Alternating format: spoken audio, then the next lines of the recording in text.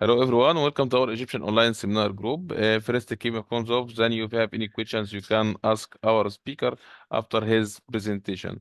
Today, we have a great five speakers. I have great pleasure of welcoming dear Professor Miklos Vasarhelyi and the three Ph.D. student from Rutgers University, Lan Shen, John, Maria Zhang, Yu John, and Dr. Kelly, assistant professor of accounting information system at Scared University. Miklos Vasarhelyi is one of the top scholars in accounting information systems in the world. He is a professor of accounting information system and serves as director of Rutgers Accounting Research Center and the continuous auditing reporting lab. He is credited with developing the original continuous auditing applications and is the leading researcher in this field at Rutgers Business School, and he has published a lot of articles in top-ranking journals. Now we will start our seminar with dear Dr. Professor Miklos Vasarhelyi. Good morning. Thank you very much for inviting us. And I actually want to talk about something I'm particularly interested in this moment. And basically, I have invited 4 of our current or past PhD students to show some of their work for you to understand that this is a whole line of research in the accounting area. And my title is, it is not intelligence, it's functionality. And these days, regression, descriptive statistics are all called AI. And there is tremendous discussion about the dangers of general AI that will take over the world. And, you know, it could happen sometime, but not too soon. Actually, the semi-intelligent things that we see are things that can provide some functionality. And you're going to see some of these functionalities. I just, for a little bit of advertising, but more for your benefit, I put these references here. And basically, we are ranked #1 in the world in AIS, Accounting Information System, for the last 20 years. And we have 2 sets of internet information that you can use to learn AI, to learn advanced analytics. One is we have a free digital library on YouTube with 3,000 courses. And then we are developing this kind of pick up your content, which we call SWAM. If you are interested, just use the clicks or send me an email. Okay, I'm actually very happy that Ted is here, Ted Mock, my PhD advisor, and this is the cover of my dissertation in '73. Actually, it was really '72. And at that time, I wanted to do an AI dissertation, and Ted said, no, no one will understand it. So we actually put some self-updating code inside of it, but we didn't call it an AI dissertation. From '89 to 2005, we published 6 volumes of AI in accounting and auditing. And we stopped it because no one was interested in AI. And look what's happening now. Things are going totally crazy. And at the CARLAB, meaning Rutgers University, we have machine learning projects. We have natural language projects. We have RPA project. And RPA is not even that close to AI, but things that like writing bots and doing what we call attended automation might be qualified as AI to a certain degree. So let me just tell you a couple of the projects we are doing at this moment. We are doing several things on general AI, and we have a paper basically trying to apply discuss what methodologies you can apply of AI in ESG.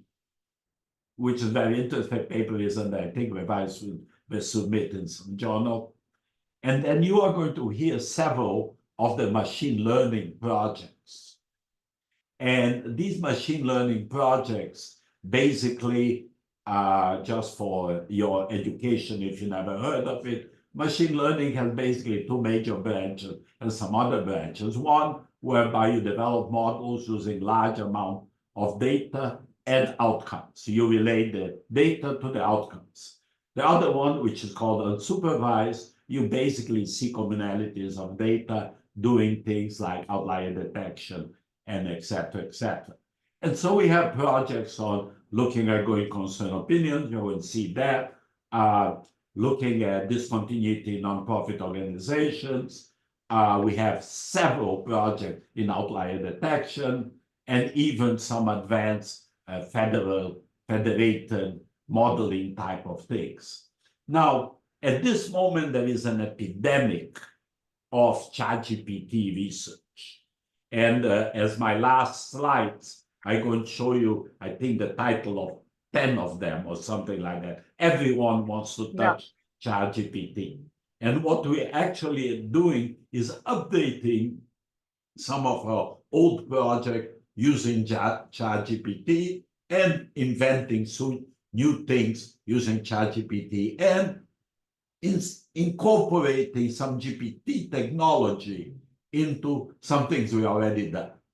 And we continue doing robotic process automation, but now we are trying to join robotic process automation with other technologies. Now, today you're going to hear Kelly talk about our control, or we call Promimal, but we are changing the name, project, which is what I call a fruit salad. You pick up the different technology, in this case, process mining and machine learning, and mix them together into trying to obtain, in this case, control evaluation type of fund. And I like to show this general AI slide, which comes out of the ESG studies, just to show the layers of AI work. One part of it is the data. You see the lower layer there, and linking different pieces of data. The other part is the algorithms that basically you can use, the other part is basically the technology you use. And the third part is the applications, which are the algorithms or the applications you put together. You are going to see a lot, 4 of these applications today. Okay, and what is important is to focusing on emerging capabilities, meaning what can we get done? Can we recognize pictures? Can you recognize voice? Can you recognize going concern and audit, et cetera, et cetera? This whole discussion on machines becoming more intelligent than people, maybe it will happen one day, will be very different animal than people, and might do a lot of good things for us, or maybe some bad things. But this is not immediate. At this moment, what AI that really works is reasonably narrow. And so don't think about it immediately. And so I'm going to just go very rapidly to categories of research that we have done maybe in the last 15 years. You're going to hear about going concern prediction, which the models presented here do better than real auditors, and so much better that they are not using internal data from the company, and they still do much, like 30–40%. We have a study looking at nonprofit organizations and when they are going to vanish, predicting it. And we have studied for 4 years now outlier detection and clustering. We have 4 or 5 papers of those, and we think auditing is outlier detection. So we are kind of we probably identified 100 or 200 algorithms available in Python or in R and we tested many of them. And the problem, they give different results. So we have to figure out a way to either pull them together or figure out which one to believe. And so actually we have 2 projects now dealing with real organizations and comparing what auditors do manually with what we do, with what we can do with algorithmic. And then we are trying this whole fraud detection using collaborative methods by incorporating data. And by the way, incorporating data from different engagements in audit is against Rule 301. And so we think Standard Setter should change those rules to make audit much better. But I don't see that happening very soon. Okay, we've done actually 5 projects with medium-sized CPA firms picking up pieces of their processes and automating. One of the major problems that exists is that partners don't agree among themselves what should be done. And so we actually have emulated different processes. I always call RPA second-level automation, meaning first-level automation is pick up large accounts receivable, account payable, large processes, and making computers replace 300 people with 2 or 3. Okay, now, on top of that, since time sharing came around, there is all this repeating clicks that people have to click this, click that, do that. And now you can, with RPA technology, automate that part of it. But many parts are decisions or decisions that have not common agreement. And then so you have these little parts of RPA, then an auditor, then RPA, and etc. We call that attended automation. And this attended automation, we are trying progressively to create automation around attended automation. So automate some decisions. And basically it's a progressive process. You can emulate 80% of the decision, 20 still need a person. And you need to identify when you need a person. It's a very interesting set of questions. And I just put a list here, and I gave Mohammed our slides, and you're most welcome to look at them and communicate with us if you're interested on any of these projects. Okay, I always have little pictures around my presentation. My students have very narrow attention spans, and so I try to distract them with my dog or my granddaughter or a film of my daughter, something to amuse them and keep them. Now, the thing that these days changed a lot is GPT have changed everyone's life and is going to affect every industry. And we are looking at mixing traditional natural language processing methodologies with generative technologies, not only ChatGPT, but using generative thinking on different problems. And typically, we don't do a lot of a kind of original theory work. What we do is applied work and apply it in different things. This dashboard, and you have an address there, has, you can just click on that address, go to CARLAB Analytic Research, and you can download 250 slides that describe these projects. So it can help your research, and of course you can contact them. And this is one of the distractions, and I'm using the hat here. This is the rescue film by my daughter, who I find a story of Thai boys that get recovered from a cave after 20 years of insulation. So I'm going to stop here, and I'm going to let our team show a little bit of the work that they are doing. And the first presenter is our PhD student, very senior lady who will be graduating very soon, Lanxin Jiang. Thank you, Professor Miklos. Hi, everyone. Can you hear me? Yes. Yes. Great. My name is Lanxin Jiang. It's a great pleasure to introduce our research on real-time financial statement fraud detection. Could you please go to the next slide? Thanks. So here is the brief introduction of financial statement fraud. It is an intentional act that results in material financial statement misstatement according to the audit standard. And it's a significant threat to the efficiency of capital markets. So that is why we think it's important to develop real-time fraud detection models. However, in our later analysis, we find it takes on average 5.8 years for fraud to be announced as an AAER, which is the Accounting and Auditing Enforcement Release issued by ACC. So if the ACC identify any suspect fraudulent cases, they will just go and investigate that firm and issue the enforcement release if they find a fraud. And that is AAER. And that is a commonly used proxy in the accounting and auditing literature.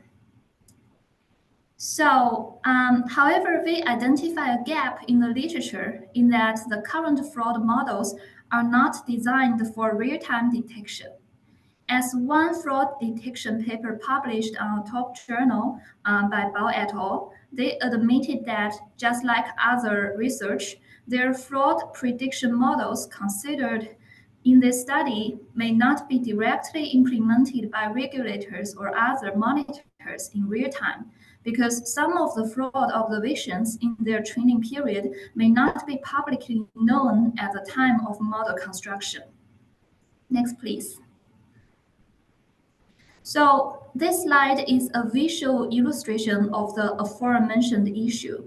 So this also illustrates how machine learning models work. So in the model training stage, we have the data labeled as fraud or non-fraud, and we have the algorithm. So with these two components, we can train the model and apply it in the testing stage to identify whether the new data are fraud or non-fraud. However, can you click on the slide? Yeah. So these are the data sets. So we know that some data are labeled as fraud and some are not. But yeah, there are some animations. Professor, can you click it again? Yeah. So when the models are trained, what we have in real-time detection is the first one, right? However, after several years, we find that more fraud are reviewed and they are labeled as red in the dataset. And that is what the current models are built with, using the the data at the bottom. However, we propose that in real-time detection, we don't have all of those labels. We don't know all of the frauds in the dataset. So what we can only use is the one on the top, right? Can you go to the next slide? Yeah. So we propose that maybe we can use a more advanced machine learning technique called PU learning to tackle this problem. So PU learning is positive unlabeled learning, which can learn from data with unlabeled positives, which in our context is the frauds reviewed in the future. So just to briefly introduce how it works. It can estimate the label probability for each case and use it to adjust the likelihood predicted by the machine learning model. So here's our research questions. The first one is, how will the prior fraud detection models perform in real-time fraud detection? Because we know when they are built, they are using the future knowledge. But if we use them in real time, they will not have those knowledge. So we expect that those models will have worse performance. And the second research question is, can PU learning perform better than prior models in real-time fraud detection? And to answer the first research question, we propose that we can mimic the real-time detection setting by recoding some AAER labels unavailable at the time of training to 0. That means we are only using what we know at the time of model construction. And then we compare the model's performance with what with the models trained with all the available labels that are reviewed in the future. So here we use a benchmark model gradient boosting from the literature. And to answer the second research question, they use the recorded AERs to train the supervised and pure learning models and compare their performance. Here we use two kinds of pure learning models, but I will not jump into details. Next slide, please. Here is our data and sample. If you look at the left table, it's obvious that the AAR of fraud cases, they are extremely rare, only appearing at a frequency of 0.6% in the whole sample. And there is a plot on the right. Yeah, so this plot shows the cumulative percentage of AAERs. The x-axis is the lag of years, so how many years has passed since the issuance of the financial statement. And it's surprising that it takes up to 10 years for all of the fraud to be identified as AER. So that means if the models are built, for example, after 1 year, since the financial statement issuance, then there are many unknown frauds that are not reviewed to use to build that model. And here is our main findings for the first research question. If you look at the table, the first row is LGBM recoded. LGBM is light GBM, which is our baseline machine learning model. And recoded means we are mimicking the real-time detection setting because we recode those unknown labels. And the second row is the unrecoded ones, which is used by the current models. We find that there is a huge performance degradation if we apply the models to real time. That means using the future knowledge of fraud can inflate model performance, which is not achievable in real-time fraud detection setting.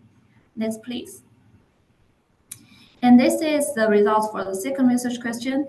We find that the pure learning, including the weighted EM and SAR-EM, they outperform the supervised learning in terms of all of the performance metrics, evaluation metrics. And also we compare their costs by trading off the false negative and false positive. And also we find pure learning are more cost efficient. So overall, we find pure learning methods outperform supervised learning in real-time fraud detection setting. Next, please. So to conclude, in this project, we find existing fraud detection models have look-ahead bias, which leads to significant performance degradation when used for real-time fraud detection. And we find pure learnings can be the potential solution to this problem, and it can significantly improve the real-time fraud detection model's performance. And finally, we think these pure learning methods provide a useful tool for regulators, investors, and auditors to better assess the risk of financial statement fraud in real time. That's all about this project. Thank you for listening. Okay, just thank you very much, Lanqin. Just summarizing to you, this is a study whereby you use AAERs, which are basic identified frauds that are very delayed. And instead of using supervised learning or unsupervised learning, we use something in the middle called PU learning.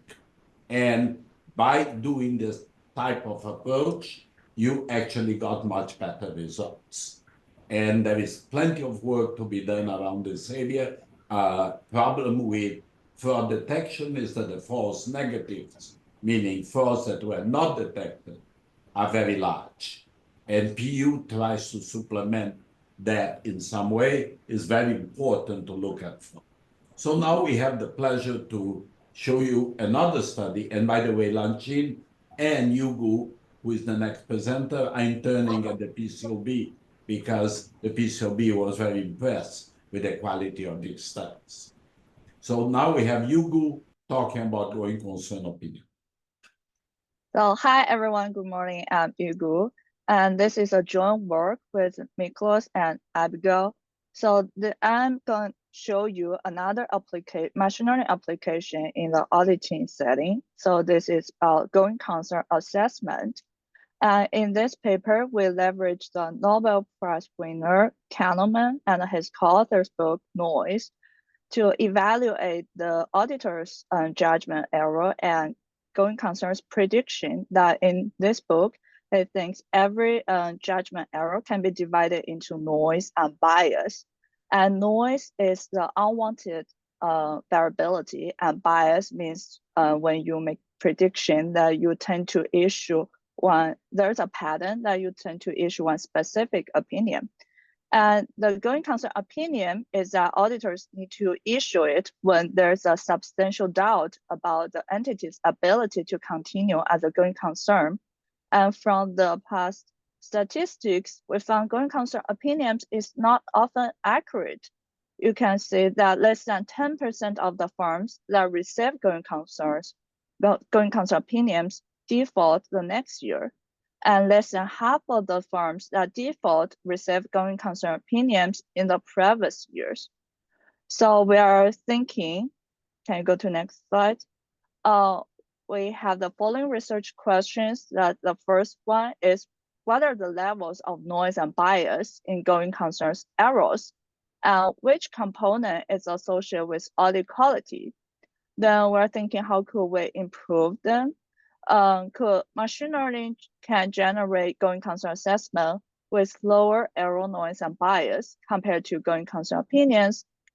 And we also want to examine what are the competitive advantages of machine learning and auditors and doing a man versus machine investigation. To answer those questions, we first analyze the error, noise, and bias of auditors' going concern opinions issued to all the US public firms from 2003 to 2015. And then we establish machine learning models to get the machine learning predictions and compare them with the auditors' going concern opinions in terms of error, noise, and bias in assessing firms' going concerns. And then we examine the driving factors of the difference between machine learning and going concern opinions by establishing explainable AI and models and empirical analysis. So there's a sample we collected for the proxy of the outcome of going concern opinions. We usually have bankruptcy. In addition to that, we also have default. We obtain the default data from Gutierrez et al. 2020. So default is a broad indication of business discontinuity, such as loan payment default, merger and acquisition, and also delisting. Can you go to next slide? So when following Kahneman's mathematical way to calculate noise and bias, we found for the false positive error rate, which is firms received going concern opinions, but they didn't go default. Most of the error comes from noise. And for the false negative error rate, which means firms go default, but they didn't receive going concern opinions, noise and bias are equally weighted. And then we examine which component of going concern error rate is associated with audit quality, and we use restatements and abnormal accruals as a proxy for audit quality. We first regress them with a false positive error and a false negative error. We found only false negative error is significantly associated with the poor audit quality. And then we divided the false negative error into false negative bias and false negative noise. And we found only false negative bias is associated with poor audit quality. Next slide. Next slide. So we then explore what are the potential sources of the bias. And we found one potential source of bias is anchoring effect, which means auditors may tend to issue this year's going concern opinions same as last year. So here anchoring effect is a binary variable that equals 1 if the current and prior going concern opinions are the same, 0 otherwise. And we found there it's significantly associated with false negative bias. So we think that's a potential source of this bias. Next slide, please. Next slide, please. Then after we examine the noise bias level of going concern opinions, we try to improve them by establishing machine learning models. We choose two algorithms. The first is simple logistic regression as a benchmark. Then we choose another like advanced machine learning algorithm, which is extreme gradient boosting. And we follow prior literature and choose predictors, including financial ratios as well as management mitigation plan, like when they disclose in their annual report, if they mention anything about they have the plan to address the financial distress situation. We adopt the rolling window design and divide the data into 6 rounds to train the divide into train and test data set. Next slide, please. And we also consider there are different economic costs for false negative and false positive. So here's the 3 diagrams showing the improvement of the expected cost of misclassification compared to auditors going concern opinion from error, noise, bias, respectively. So, and overall, when you consider the cost imbalance, the advanced machine learning model outperforms going concern opinions and basic machine learning models in terms of the error, noise, bias. And next step, we examine the competitive advantages of auditors and machine learning. First, we use explainable AI sharply addictive explanations value to find the important features in this model. So on the left-hand side, we found for the machine learning models, it's mainly based on firm's market price. On the right hand, we mimic how auditors make the going concern opinions, and we change the Y variable. Instead of the default, we use going concern opinions to build a model about how auditors make the decision. So we find the most important ones for auditors are the liquidity and asset efficiency. So can you click the slide, Professor? So the first point about why advanced machine learning models outperform auditors may come from machine learning and auditors focus on different firm features. Then we also regress the going concern opinions and machine learning predictions with all the audit-related variables. And we found for machine learning predictions, they are not significantly associated with any of the audit-related variables. Can you click, Professor? And the second point, we found that machine learning is not subject to factors that may affect audit quality. So to conclude, we found first the false negative error of going concern opinions, which is firms go default but auditors didn't issue going concern opinions, is associated with poor audit quality, and the bias is a primary factor. And we also found the potential source of the bias is an anchoring effect. And so we've also found the advanced machine learning models could outperform auditors going concern opinions by reducing error, noise, and bias. Third, we found the advantages of machine learning models over auditors could be attributed to machine learning's utilization of different firm features, and machine learning is not subject to factors that affect audit quality. But here we're not saying machine learning should replace auditors. Instead, going concern opinions still carry incremental information, and we should suggest the auditors and machine learning models should collaborate.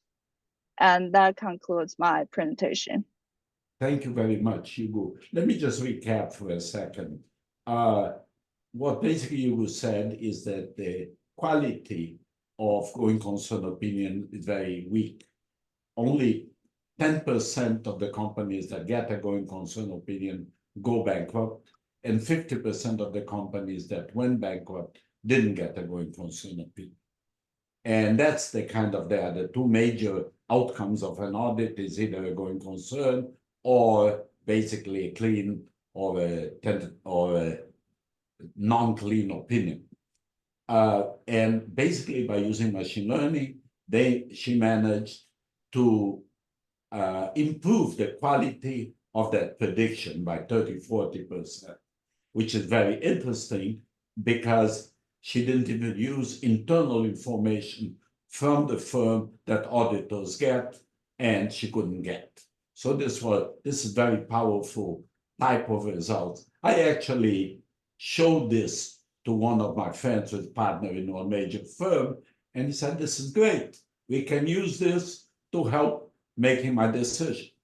And of course, what I argued with the PCOB is that we should find a way to allow these models to use results of audit data sets, which are now forbidden to be used one audit in another audit in order to improve these models. This is very, very powerful results, and I think this has to make standard-setted thinking about the audit product. Now we are very happy to have Maria Zhang talk about a very different set of topics which we have been examining. Thank you for inviting us, Muhammad. It's such a great opportunity to discuss machine learning and AI-related topics with the audience.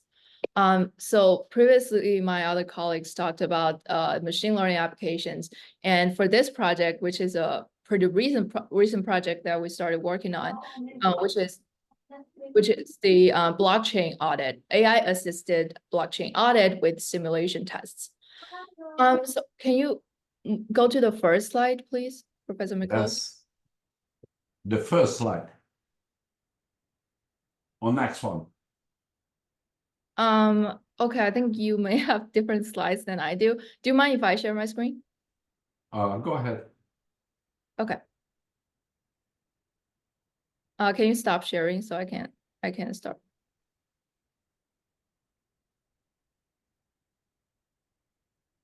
Thank you. Let me just do this. Okay, can everyone see my screen okay? Yes. Okay, perfect. Here is my contact information and some of my other research interests. But this topic, this research project I'm going to cover today is the AI-assisted blockchain audit and simulation test. So start off, I want to talk about why we need blockchain audit, because there were some debates about the revenue model for a blockchain audit, because it's a more self-supervising system, and there was some discussion about who would want to do a blockchain audit. But we realized that blockchain has some of its own unique risk factors that needs to be considered. And a third-party valuation, a third-party assurance would make investors a lot more comfortable with respect to investing in cryptocurrencies and such. So there are also some regulatory requirements that are pushing for a blockchain audit. One example is the PCAOB's call for a more robust procedures and tests for cryptocurrencies with technology-based tools. So the reason why they're calling for these kind of more technology-based tools is that the existing auditing procedures and tests may not be sufficient in auditing blockchain. So some of the risk controls and assertions are very different for this new blockchain system. And risks such as protocol code, consensus mechanism, and smart contract risks may not be fully addressed by the existing auditing procedures and tests. So in this project, we are trying to propose a methodology for the auditors to use for them to be able to screen the risk factors in the blockchain structure from the most basic blockchain protocol code, including the blockchain incentive, consensus, and network modules, and to be able to let auditors have a high confidence in the assertions around the blockchain-related crypto assets. And we made sure in this proposed method, there is a minimum requirement of the understanding of coding and the manual work of the actual coding. So we also want to address that, even though we are aware that there are some textual information on the blockchain, for example, the white papers and maybe some social media posts, but they are just words, right? We don't know for sure if the white papers are describing the underlying blockchain in a accurate fashion. So we still want the auditors to be able to test the underlying the actual protocol code. Can you go to the next slide, please, Professor Miklos? You have the. I'm so sorry, I forgot that I have control of the slides. Well, here I have for you some of the other blockchain use cases. So other than cryptocurrencies and DeFi's that we're familiar with, there are some, for example, private blockchains that are used for data exchanges, internal data exchange or the system data exchange. Or it can also be used in some supply chain management. So these use cases use blockchain because of its key features like cryptographic verification for data security, consensus mechanism for the self-supervising and distributed fashion of data exchange. So the repercussions of blockchain failure can be severe because of all of these different usage of blockchain cases. So they can range from financial transaction loss, data loss, privacy breaches, to operation disruptions for a corporate who have utilized the blockchain technologies. Can you go to the next slide, please? Oh, I'm so sorry. Yeah, I forgot. So for our proposed methodology, we want to start with the risk factors of blockchain. So there are some great documents that were published in recent years around the risk factors and controls of blockchain, but they were not utilized to its fullest potential because of this debate around whether there should be a blockchain audit and who should be responsible for it and the revenue model around it. So one of these great documents is the Blockchain Framework and Guidance Cryptocurrency issued by ISACA in 2020. So they grouped the risk factors of blockchain in 7 categories and the controls in 5 categories. So we want to start off here and state that auditors should have a rudimental understanding of blockchain technology and also an understanding of what are the common recognized risk factors and controls around blockchain for them to be able to detect risk factors and controls in the target asset blockchain. So an example of the this before mentioned document issued by ISACA, I have an example for you here. So what kind of risk that they have identified and the controls that they have listed in the document. So the example I have here is one of the risks. It's the threat of centralization and concentration of power. So it's the famous 51% attack that we all know about. So it's about, we know that blockchain is this really nice self-supervising distributed fashion of data exchange, but once one party in the blockchain system has over 50% of the power, then it can do almost anything. It can change the protocol code, it can change the previous storage of data, it can change the consensus mechanism, etc. So this is a really big threat, a risk factor that is listed in the document. And this document also states what are the controls that can address these risk factors. So this is a great document for others to start with. Here I have for you our proposed blockchain audit process for auditors. So we start off with the planning process.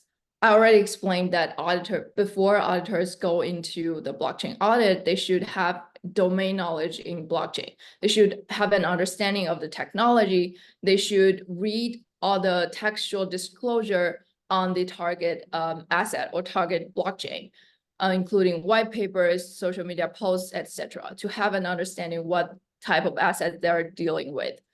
And the second stage of planning should be the source protocol code understanding. So we understand that our target audience of this project is auditors, and it might be challenging for them to have this really professional understanding of the code. So we propose here for them to use ChatGPT to assist them in understanding the structure and functionality of the source protocol code. Because we have run some experiments with ChatGPT, and we found out with proper prompt engineering, ChatGPT actually does a really good job in understanding the protocol code and explaining to you what are the structures, what is a specific piece of code is talking about and what it's trying to do. And the second stage of the audit process that we're planning is risk control and risk identification and control identification. So we ask auditors to refer to the comprehensive risk factors and controls provided by the ISACA document. And we also ask them to utilize, again, the AI capability of understanding the code and detecting the potential risk factors that are listed in the ISACA document. Specifically in the blockchain structure, including the network consensus and incentive layers of the blockchain system. And the third process that's in this system is the control testing and materiality assessment. So to be able to actually assess how material this risk is and if the controls in the protocol code are effective, we suggest the auditors to use blockchain simulation tool to actually run the code and realize what are the results of the operation of the blockchain and how significant is the identified risks and if the controls are effective. So here we want to start off by introducing to you how we utilize AI to help auditors understand the blockchain protocol code and how to identify the risk factors. So here is an example where we asked ChatGPT, where we uploaded a consensus module protocol code of blockchain, and we asked ChatGPT very nicely, can you please explain this piece of code to me? And ChatGPT actually did a pretty decent job. It can recognize the different sections of the code and explain to you in plain English language what each part of the code is doing. Right? Can recognize that this consensus Python code that we've uploaded has the proof of work protocol as the consensus mechanism. You also have the hash power calculation and everything else. So we did some tests on the ChatGPT's capability in understanding, explaining the code. It's actually one of the things ChatGPT can do best, which is understanding and explaining and writing the code. And the next slide, I have for you more examples regarding the risk factor identification. So the first example of the risk factor identification is when we uploaded a blockchain code to ChatGPT and we asked if you can identify the scalability risk from this piece of code. And ChatGPT actually did a really good job in identifying several factors that can affect the scalability risk of a blockchain. So the first, I put some examples of its answers here on the slide. So the first risk factor that it identified is the proof of work difficulty. So when the proof of work has very low difficulty, then it's harder for a blockchain system to scale to a large number of nodes to have more people participate in the blockchain system. And the second risk factor here is the simple validation and consensus considerations for scalability. So it identified from the long piece of code, specifically the validation part of the code, and realized that the validation is not sufficient to support the scalability of a blockchain. And the second example I have here for you is another risk factors that we tested. So this risk factor is, oh, sorry, the second example here I have for you is the control, one of the controls that's described in the ISACA document, which is the data security. And we asked ChatGPT to find out if there's data security control from a blockchain protocol code. And it does a pretty decent job again. So it had identified a couple of controls related to data security from this blockchain code that we uploaded. So including data encryption, access control, and data integrity.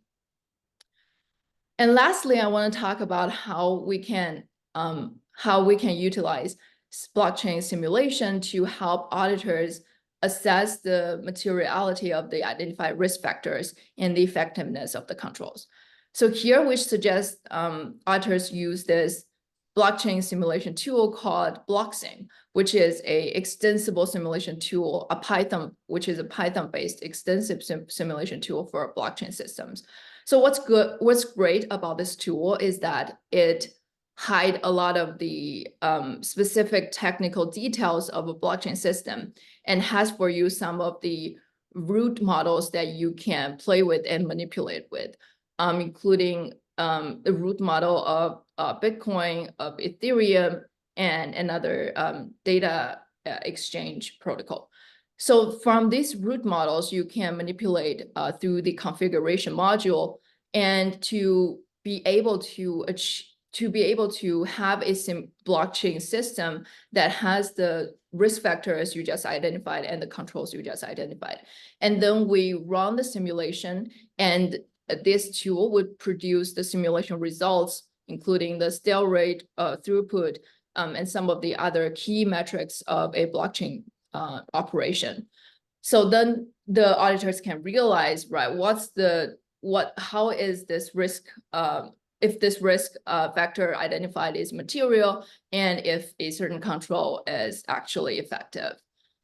So this is the audit system that we process that we propose that can help auditors to actually audit blockchain, not just from the textual disclosures like white papers, but actually from the rudimental, the fundamental the blockchain protocol code. So we believe that this is a more efficient process, and we propose several tools and documents that auditors could find useful.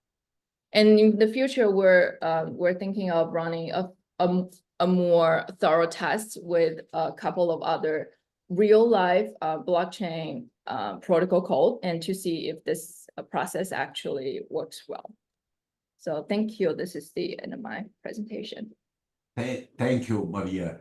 Kelly, you can take over. Let me just make some comments about blockchain. Although blockchain has been advocated as the cure for cancer and everything, blockchain is a limited database tool for certain circumstances, but is going to be reasonably important in the whole domain of data processing and data storage. And the ability to competently audit it is very important, and there is very little knowledge on it. There is a paper by Thomas Beauveau from Columbia that looks at auditing smart contracts. Smart contracts are computer programs embedded into blockchains that can be trusted, maybe.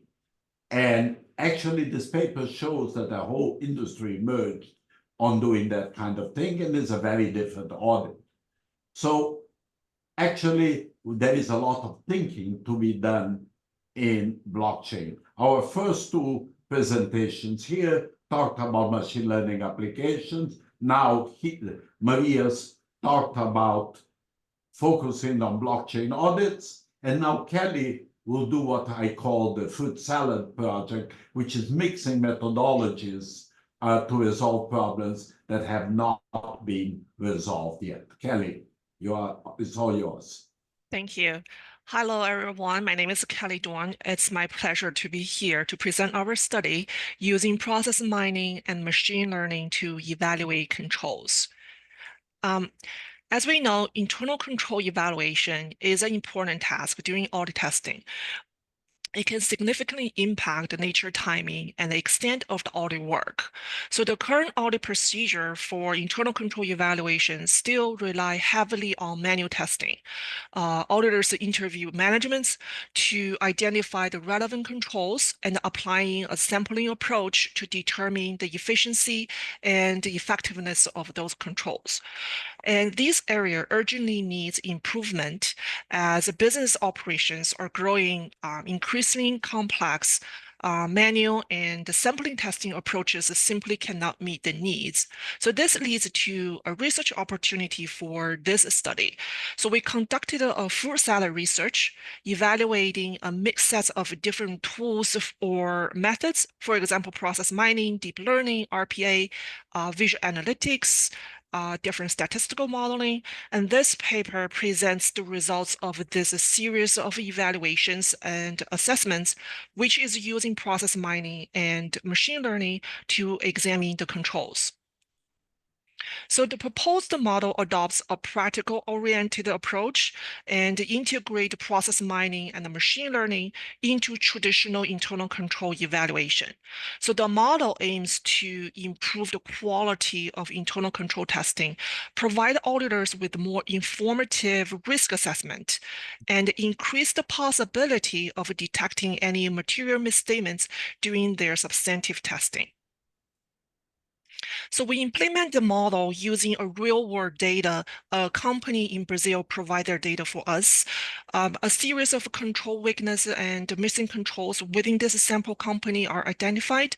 So based on our evaluation, we have concerns over the controls around the purchase approval and the disbursement process, including segregation of duties.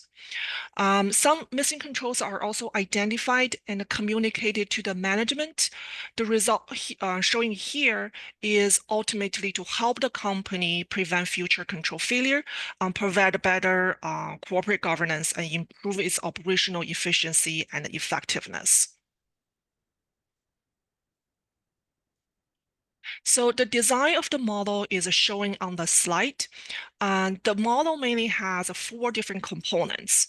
First, we perform process mining analysis and examine the event logs to gain a better understanding of the business flows. So this step helps us to enhance our understanding of the processes based on the actual data flow. It also identifies the transactions that deviated from the standard path. Then we apply different business rules to evaluate these deviations, trace the root causes to determine whether the transactions flow is acceptable or not. And this step also helps users to understand the standard business process model. The next step is to perform a normal audit procedure, identify the controls associated with these deviated transactions, and also determine the risk level. The last step is use anomaly detection approach, utilize machine learning algorithms to assign anomalous score to each transaction, then identify the high-risk control areas. As I mentioned before, a company in Brazil kindly provide their event logs for our study. We focused on their procure-to-pay P2P process. The data is coming from several different SAP tables and contains about 106,000 unique transactions. So in our case, a walkthrough meeting was conducted with the management to understand their IT systems and their P2P process models. 7 different activities are identified, which are listed on the slide. So in this case, from our walkthrough meetings and initial process mining analysis, we expect that most of the transactions follow through the path as indicated on the slide, which is also known as the happy path. But in reality, the actual flows looks like this. This is also known as the spaghetti processes. All the light blue lines here represent deviations from the ideal path. So these are the transactions that are not conforming with our initial understanding of the process flow. So the next step is to determine whether these deviations are acceptable or not based on the set of different business rules. A sample of them are listed here, such as a clear invoice is followed by invoice receipt. Transactions start with the invoice receipt or incomplete cases. And each type of these deviations has a different number of non-conforming cases, but they are non-exclusive. So here is an example of the investigation. So this type of investigation to determine whether those deviations are accepted or not also helps us to understand more about the business transactions. And based on the investigations, we can update our understanding of the process flow, update the normative business process model. So you can see from the model development from figure 1 to figure 2 here. So this analysis not only helps auditors to gain insight from firms operations, but also helps the management to understand their own business process flow. Besides the process flow evaluations, additional testing are performed, including segregation of duties, social network analysis, multi-way match, so user can customize different KPIs based on their needs. So in this example, you can see how employees interact with each other, and many of those transactions are conducted by one employee in this example, which indicate a segregation of duty issue here. The third step is based on the process evaluations to identify the controls that are associated with each deviations, including what could go wrong, risk level, financial statement assertions. So this is where auditors can evaluate the design effectiveness of the controls and determine whether identified controls can adequately prevent or detect any material misstatements for each deviations. Also determine whether any additional controls need to be implemented or any missing controls exist. The next step is to perform anomaly detection and provide a quantitative measure to auditors regarding the highly anomalous control areas. So we use 3 algorithms here, including isolation first, KNN, and cluster-based local outlier factors. All 3 algorithms generate an anomalous score to each transaction. The scoring-based approach allows the user to apply different thresholds and determine the scope of investigations based on their resource availability. So auditor can set, for example, the top 5% from each algorithms, then investigate the flagged transactions. However, the cost to investigate all the flagged transactions might be high. So in this case, we normalize the anomaly scores from each algorithm, then to get the average anomaly score for each transaction. So, then we're looking at the underlying controls that are associated with those top risk transactions. We have concerns over controls around the purchase approval and disbursement process, including segregation of duty issues. And these controls are considered high risk and should be the focus during auditors testing. As I discussed in earlier slides, several control weaknesses and missing controls are noted, and they are communicated to the management to make them aware of the control issues and potential risk they're running into. So conclude, in this study, we present a new approach towards internal control evaluation that integrates process mining and the machine learning into traditional audit procedures. So it kind of re-engineers how auditors can evaluate controls. With the support of these technologies, auditors can perform different data analytics, improve the efficiency and the effectiveness of their audit work, and utilize non-traditional audit evidence to uncover potential hidden issues. So that's for our study. Thank you very much. Thank you very much, Kelly. Let me share my screen here, if I manage.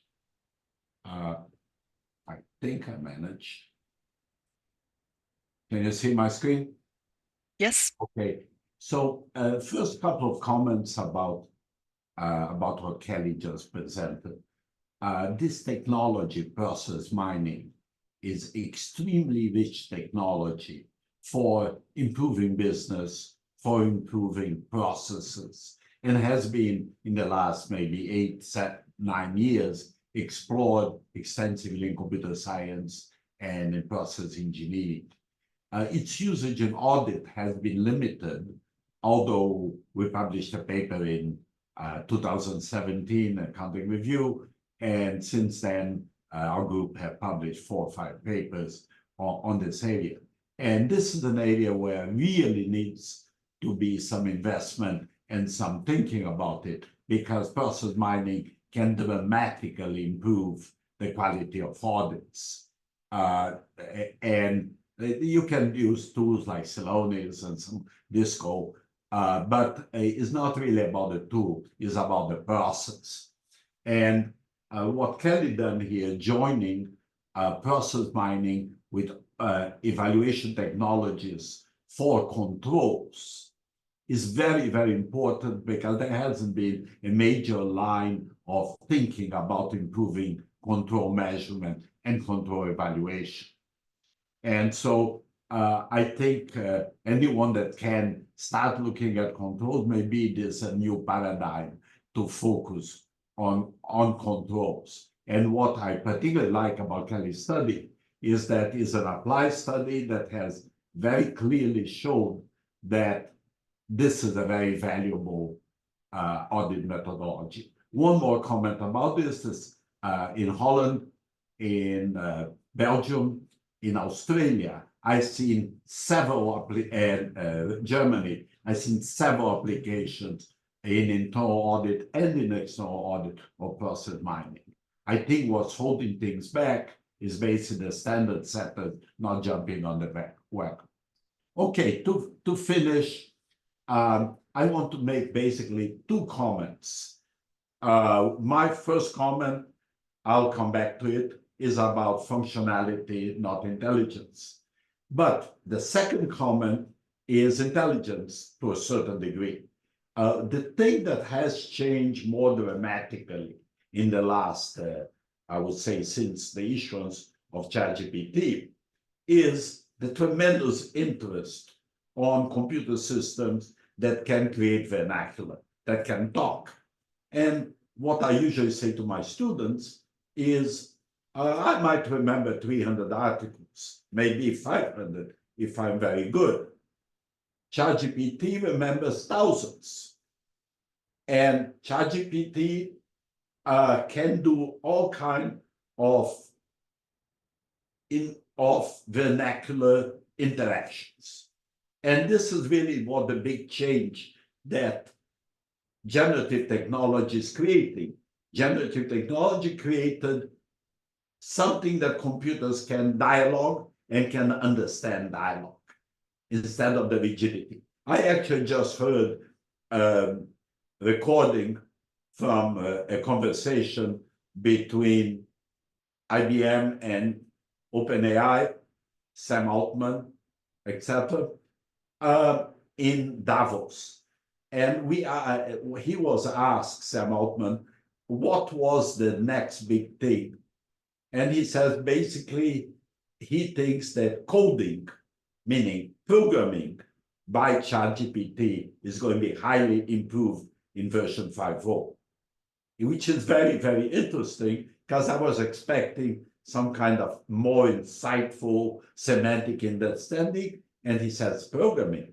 And then I thought, you know, as an academic, it's really nice to have a tool like GPT. Although some of my colleagues think that should be forbidden and this and that, I'm in a committee of the AAA on publication committee and on the usage of AI in publications. And some people wanted to forbid it. And I said, why are you going to tell your students not to use a calculator, not to use a Google search, not to use ChatGPT? That's the best tool around.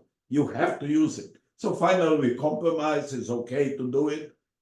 Even it's okay to use it in reviews. They're a little bit more problematic. But you need to, I guess, tell the AA that you use it. But it's very interesting because every piece of software of self-respect is going to have some kind of co-pilot helping you with your wording, helping you with interpretation. And we are going to have kind of a different generation of what kind of problems people work. And in research, the quality of writing will be better. The access to literature will be better, although you obviously, it makes up references, so you need to watch for that, but it's your paper, it's your responsibility. Stupidity in it is your responsibility, but I don't see why not use it. I think it's very important to use it because you do better papers. And I always found that the revise and resubmit process, the writing of papers, is the gruesome part of research. Doing data analysis and programming is gruesome, and it will be helping. So I think we are coming into a generation of research that is much more idea-oriented, is smarter, is very interesting. I say this now in retrospect. What has happened in our group is that we are doing tens of GPT-related projects. We have a young lady who partnered with one of her friends in Finland, and she has 3 papers already using GPT in ESG and a couple more planned. And that goes left and right. Everyone is using the technology, and I think it's wonderful. I just wanted to show you a couple of the papers, and a couple of them already are in R&R. I think one even has been accepted in one of the AIS journals. But we are looking at, and we have developed 4 LLMs, or we're in the process to develop. One LLM is very exciting. We are developing it with the GFOA, the Government Financial Officers Association, and basically we are capturing, using natural language processing and GPT technology, data out of the municipal and county financial report. They're called AFIRs. And we are extracting that into a reasonable database, and now you can do analysis that you could not do before. Very exciting GPT-related type of study. That's the government LLM. Then we have the financial LLM, and basically we have worked with Seek Edgar. It's a database on maybe 15 million documents, 4Ks, 4Qs, but American document basically, and it can do text extraction. Now we can do this big LLM with it, and we're exploring notes, we're exploring different type of things. The third one is educational, and we're basically creating bots based on the materials we use in a class to help the students and supplement faculty support. And the fourth one is a project we did for the Public Interest Oversight Board, PIOB, whereby we created this, we captured data from, I think, 13 websites and created a newsletter and etc. Very exciting what you can do with GPT type of technology. And you can see, for example, the AI co-piloted auditing is a study that we are trying to see what functions in auditing, today's functions, and we'll be soon thinking about tomorrow's functions, can be done by co-piloting, meaning humans and machines. Okay, we can look at the risks using language model. We can compare. We're doing several methodological comparisons, or say what you do with GPT, what you can do without with other methodologies. And so this is just an example, and actually I didn't put all the studies we have here, very few of the ESG studies and etc. But it's kind of remember with ESG, with GPT, you can do things faster. And it's very interesting to redo old studies with GPT. So this is really what I would say is the more intelligent recent development. Now, machine learning, etc., have been around for a while. And there is this kind of modern thing that you run a regression, you call it AI. And in one sense is, and the other sense is not. Concluding because I want to leave a few minutes for any questions that they have. Again, these days, many analytic approaches have now been called to AI. In our 6 books on AI, from 1989 to 2005, many of the algorithms were here. I guided a dissertation, I think was in Finland, on neural networks. Okay, it was very interesting, but it had basically one hidden layer and just a few pieces of data, I mean thousands, not millions. Now you do that with million layers or with thousands of layers. So obviously, those same tools that were written on the book, algorithms now work much better. Okay. In general, the useful ones, an analytical approach, are narrow focus approaches to resolve particular problem. That's why I say is not talking about intelligence and AI taking over the world. It's about what functionality in the particular field, and we are thinking about accounting and we are thinking about auditing. But in psychology, in genetics, in food processing, all of those will have some analytical approaches that are useful. And of course, that's where the focus should go. And this all happened, again, what I'm repeating myself, is the evolution of capabilities integrated with redundant and anomalous storage. So there are these very large stores distributed around the world that allow you to do many things you couldn't do before. Meaning ChatGPT 3.5 used close to 1 trillion tokens to be trained.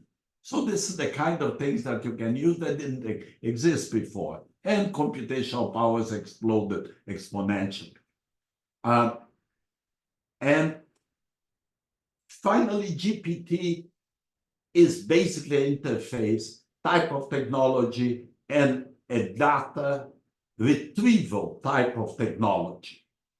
And it has to be used with analytic methods and large amounts of data.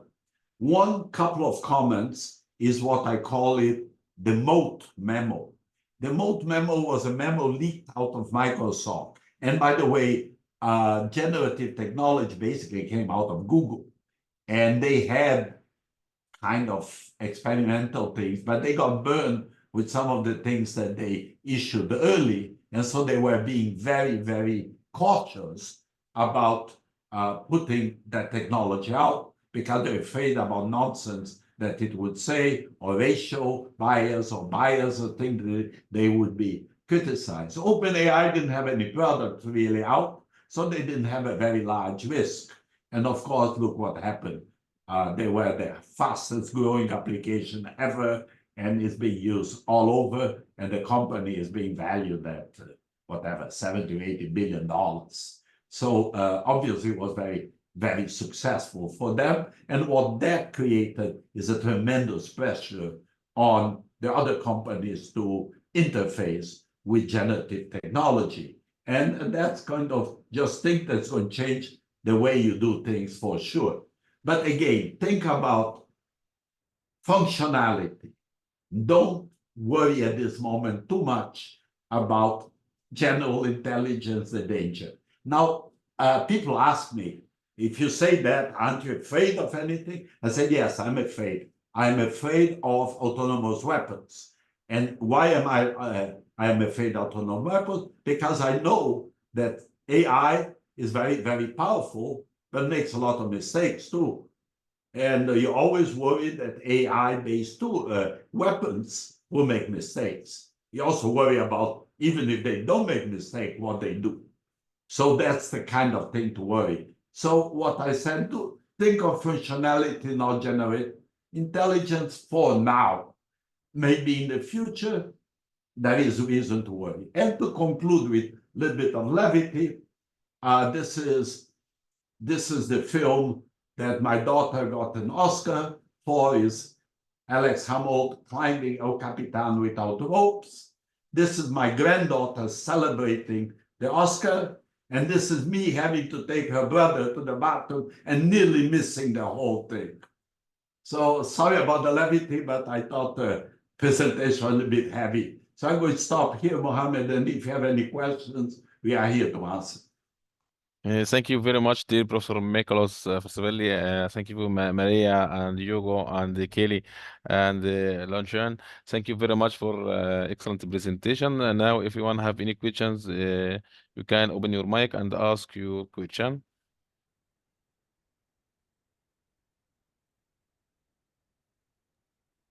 If anyone have any questions, you can open your mic and ask your question. Yeah, Angie, Professor Angie. Yes, Professor Miklos, this is the best presentation I have heard, since a very long time. Very comprehensive, very concise, very detailed. Four presentations in one session. This is marvelous. I appreciate all the inputs, and I appreciate the slide, even from the beginning, with all the topics of the most recent topics of research that we should calibrate if we're interested. And all the presenters is just marvelous. Thank you so much. Appreciate it. Well, my pleasure. And I wanted to share, instead of doing a reasonably technical AI thing, I want to share the magnificent work that our PhD students are doing and alumni like Kelly. Yeah, Steve, you have a question? Yeah, Miklos, as you're doing all these advanced methods, good to see you, Miklos. As you're doing all these advanced research methods or analytical methods, it seems to me one of the concerns with the auditors is the auditor's going to need to feel they can understand how the decision is being made or what they're getting from it. How much of this, as you're working with it, is actually, for lack of a better term, explainable to the auditor? Yeah, actually, Steve, that's a very good question. I noticed that I neglected to talk at Hugo's presentation. Her tail end, her last two slides, is a technology called explainable AI. And let me just talk about the auditor and the explainable AI for a second. When you are an auditor, now, soon, they will be having to use AI tools. And now, if you're going to audit Fidelity, which is a huge manager of financial assets, they have a tool, AI tool, that chooses portfolios for their clients. So you are going to find AI in your tools, and you're going to find AI in the client's environment. And particularly client environment, you're going to have to understand, like Kelly would say, understand the controls, understand where is reliable, where is not. And that's XAI. We published this paper on IJIS a little while ago, maybe a year ago. And we talk about that. And there is this technology called Shapley. And this is basically kind of a regressionist type of technology that gives you the weights of the variables that were used. So this variable was used a lot and the other one less. And so when we showed, I think it was in the one the going concern paper, we actually could show what was the weight of the consideration. And that's the best we can do now, Steve. And I think your question is something we need to think maybe together. Yeah, I think it's the challenge on how to make all this actually usable in practice to a certain degree. And to control the danger, correct, Steve? Yeah. Because some outlier type of thing might be a catastrophe. And then you say, oh, AI doesn't work because we had this horrendous fraud or this horrendous data leak. But that's not it. All technologies will have goods and bads. Thank you. Yeah, Shannon? Yes. Professor, great to see you. Wonderful. Hey, Shannon. Session. I had a quick question, just technically, are you guys mainly using Python for most of this interaction? Yeah. Do you use other languages as well? Or mostly Python? Shannon, we have a project. You're welcome always to see this. We have a project for the last 4 years, I mentioned before, on outlier detection. And there we actually looked at hundreds of routines of hundreds of, and they were in R and they were in Python. But if I would say what we do today is pretty much Python and everything. And you know, the big difference, old folk like me and youngsters today, is when I did linear programming, I had to code it in Fortran or in C. Now they don't do any of that. They just pick up a routine and put it in and brag about it. So, and so the world changed a lot. And so it was a big prize to do something do a linear regression, a logistic regression. Sometimes you had to code it. Now they run 20 of the routines and compare them in an afternoon. So the world changed a lot.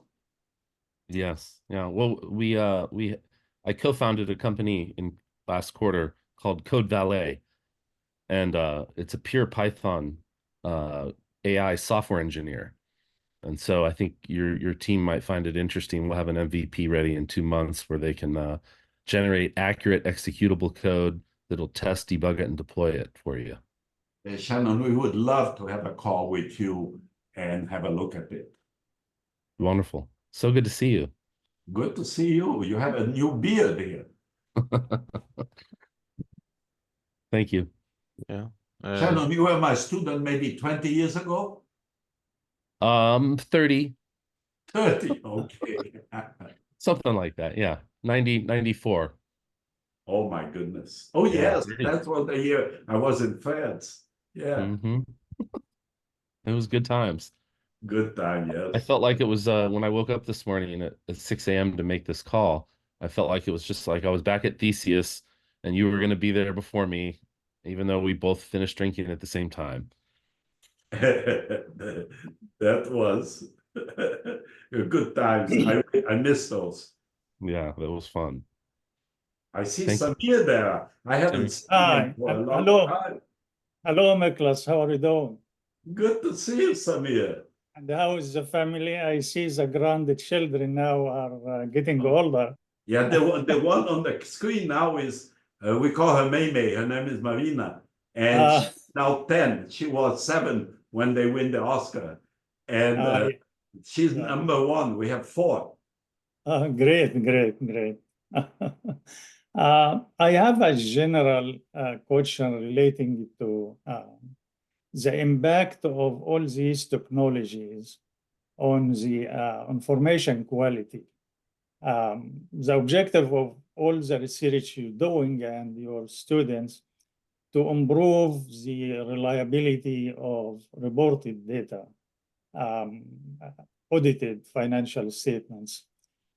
In order, and maybe I am just in the same line with the question before, that this research is analytical, and most of us, in order to assess the impact of technology on quality of information, we need public disclosure.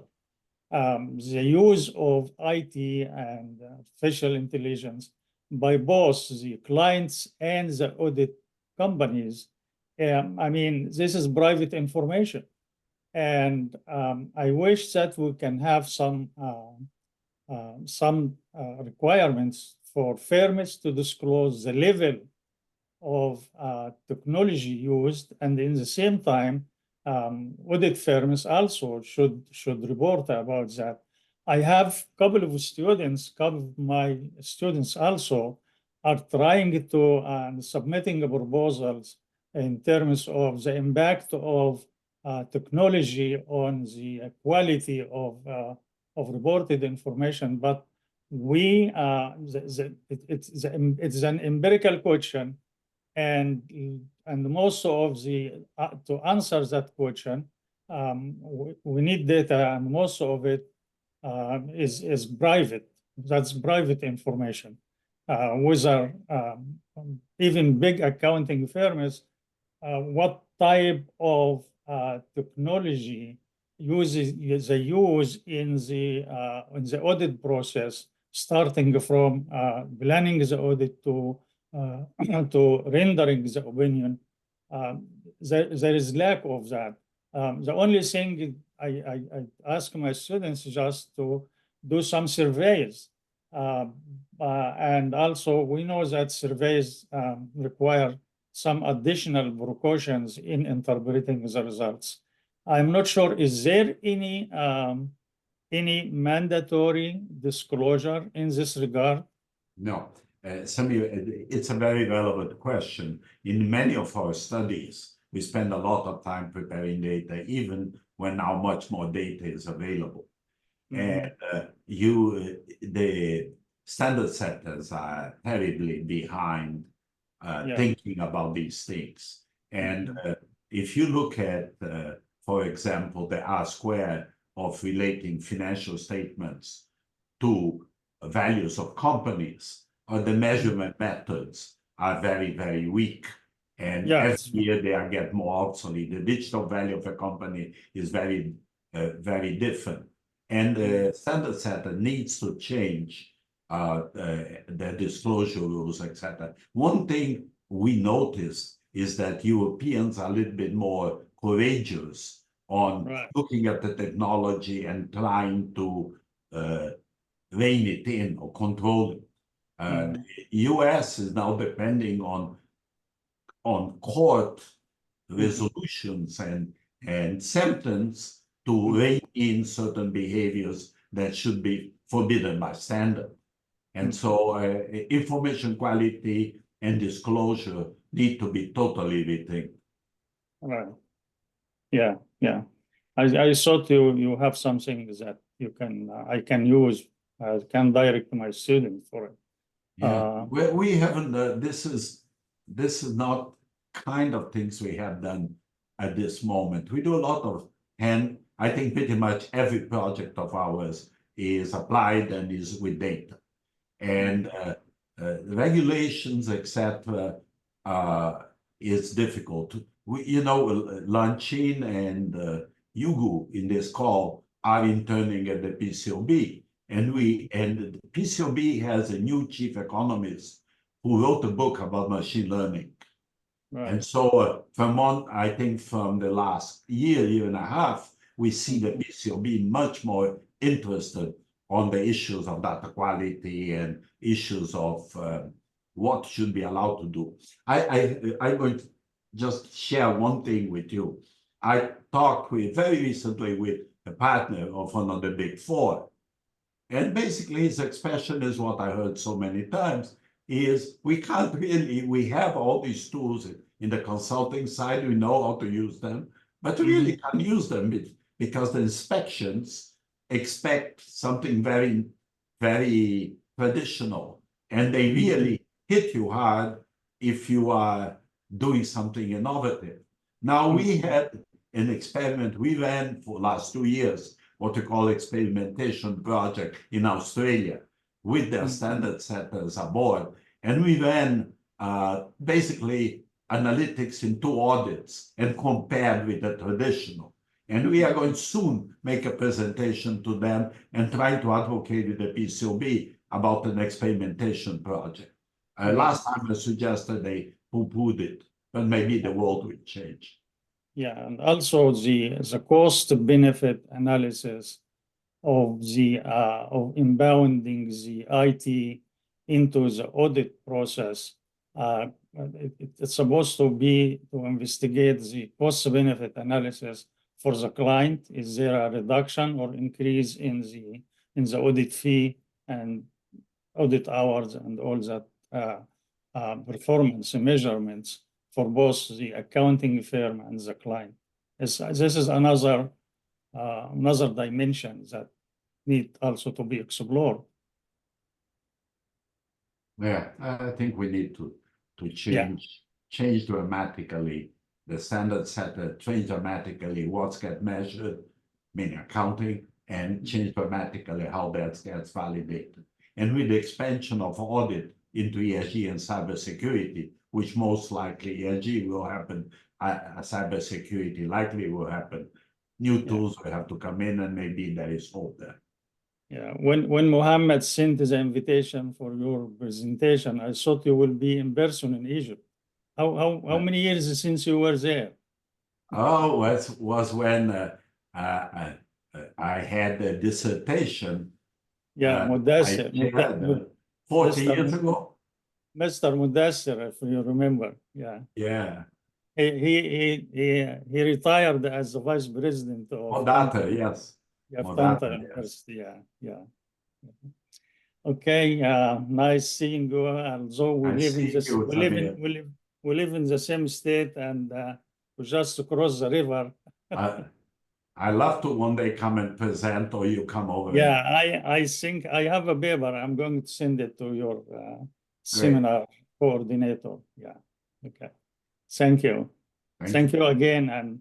And we have one of your students. We hired them, Freddie. You should. Yeah. Oh yeah, you have Freddie. That's right. You have Freddie. Freddie, You had a conference recently. Recently with JAP. I remember that. Yeah. I was in Europe. He's doing well. I think he is coming next year for tenure and the promotion. Yeah, we have I keep in touch with him. I probably had an email from him this week. Yeah, he's, and we are very positive about him, and he's doing a good job. Thank you again for. Thank you, Samir.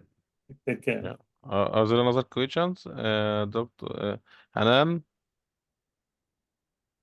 Hanan, you can yes, Dr. Muhammad, hi, Muhammad, how are you?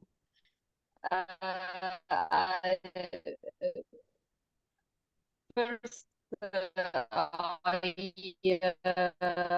want to thank all of you for this interesting presentation, and welcome Professor Miklos and services and products in the banking field. I think you mentioned before he is one of the banking field professors, and I want to knowledge or have a knowledge from him about this area, please. If you can, or if we have time for that. Yeah, Mohammed, I had very difficulty to hear. It was very clear. Yes, I'm sorry. I have bad internet issues today. I can't catch, unfortunately, can't catch everything. Now I can hear you better, Hanan. Can you speak again? Okay. Thank you. Hi, Professor. It's nice to meet you via internet, and welcome in Egypt again, inshallah. Yeah, yes, see you, inshallah. I want to ask about the services or newest services and products at the banking field. If you can told us about or tell us about that. Yeah, meaning we worked with the bank for about 10 years, and pretty much the kind of large data machine learning type of things that we are doing now, we could have worked with the bank. At that time, we did some default prediction, and we did some continuous monitoring, and we did some continuous auditing, looking at choosing which branches should be audited. Was a lot of fun. We would love to find another bank to work with. Inshallah, first, the next time in Egypt, inshallah. Shukran. Are there other questions? If anyone have any questions, if anyone have any questions, you can open your mic and ask your question, please. Professor Am? The internet is very bad. Okay. Professor Amir, you have any question? No, thank you very much, Mohammed. And as usual, Miklos, brilliant presentation. Just very quick thing, Miklos, around the wider perspective of the next step about AI and machine learning, about how we can convince standard setters to implement some of the standards which might be relevant to implementation of AI. So, I mean, there are two views here. One of them is that the current standards, we can adapt them to implementation of AI, which that's one of the setters doing, which we don't buy that. On the other hand, I think there might be some way of convincing. I know there is always resistance and some lobbying need to happen. So what do you think, Miklos? I'm very optimistic, Amir, finally, for the PCOB, which I, in the past, was pessimistic because of the changes in the staffing, not in the board, but in the staffing. And, you know, just this guy, Martin, being chief economist, it's a big change. But I think you're right. Basically, you need to affect pretty much everything. And this whole argument I have heard for the last decade that there's nothing in the rules that forbids analytics is a silly argument. You know, the moment you talk with the firms, you know that either the standard setters support it and push for experimentation, or they are not going to do anything because they're afraid of the consequences with inspectors. And inspectors are a pretty, I would say, conservative bunch. And so I think it's essential that the standard, I think the new audit will be very different from the old audit. So I think what they need to do is create like an experimentation program with high flexibility and choose the inspectors that could be technologically enabled.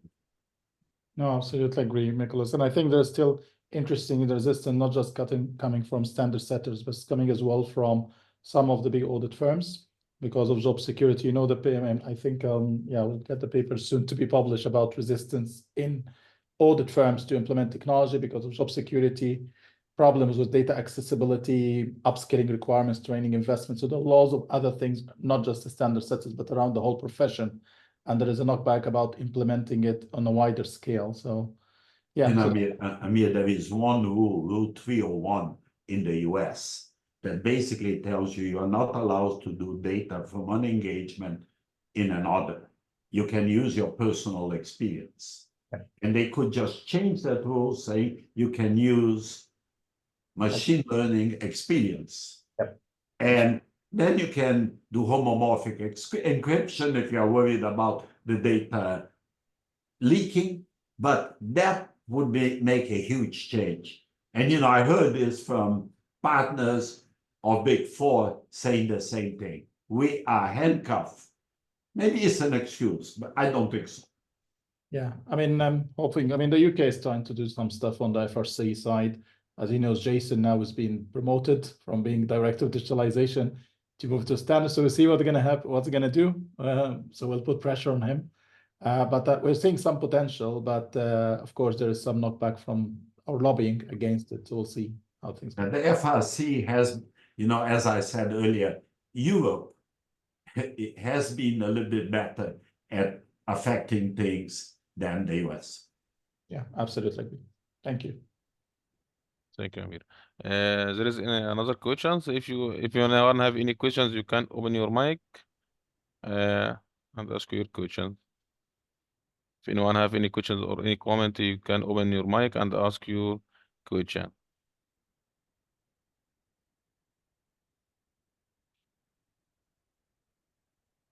Thank you very much, dear Professor Miklos Vasarhelyi, for your contribution. Thank you, Maria and Jojo and Kelly and Lanche. Thank you very much for your contribution and your efforts. It's really an excellent presentation. Thank you, everyone joined us today, and thank you very much for taking the time to present it to us, dear Professor Miklos. Thank you very much.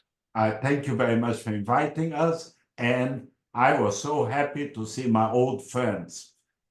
Take care. Yeah. Bye. Yeah. And Thank I hope you. Bye. Great to see Thank you. you. You Thank don't you, age. everyone. 30 years has passed. You're exactly the same. That's wonderful.